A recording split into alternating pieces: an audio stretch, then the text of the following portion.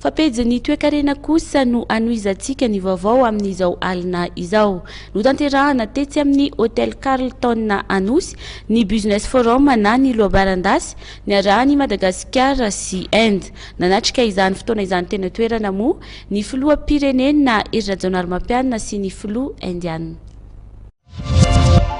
Sehatra iray ahafahana mampiroborobo ny toe-karenan'ny firenena sy ny fandraran'ny sehatra tsy miankina ary ahafahan'ireo mpamatsy vola indiana mampiasa ny volan'izy ireo eto amintsika ny business forum na ny lohabarandasy no tanterahana teo amin'ny Madagasikara sy Inde androany tao amin'ny Carlton Anosy. Tonga nanatrika izany fotoana izany teny an-toerana ny filoham-pirenena malagasy Hery Rajaonarimampianina sy ny filoha indiana Shri Ram Nath Govind. Izo lohabary andasy izao izay mbola tafiditra ao anatin'ny fitsidiana amin'ny fomba ofisialy ataon'ny filoha indiana eto amintsika sy ireo délégation miaraka aminy.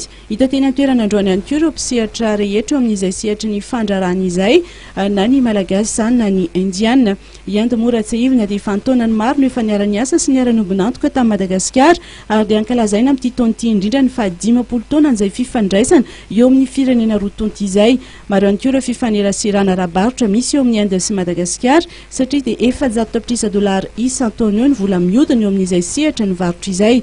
Tazona amin'ity lohabarandasy tanterahana amin'ny Carlton Anosy ity ny anamora sy ampangarahara ny dingana tanterahana raha andraraha na ampiasa vola eto amintsika ireo mpandraraha indiana. Eo ihany koa ny ampiakarana ny taha-pamokarana eto amintsika amin'ny alalan'ny fifanakalozana eo amin'ny traikefan'izy ireo mba ahafahan'ny Madagasikara manondrana bebe koa. Sehatra mbola azon'ireo mpampiasa vola indiana hidirana sy hiasana tsara eto amintsika ny sehatra ny fambolena, ny fiompiana, ny jony, ny fizahan-tany, ny fitrandrahana ny renakibon'ny tany, ny tontolo ny serasera sy ny famokarana lamba.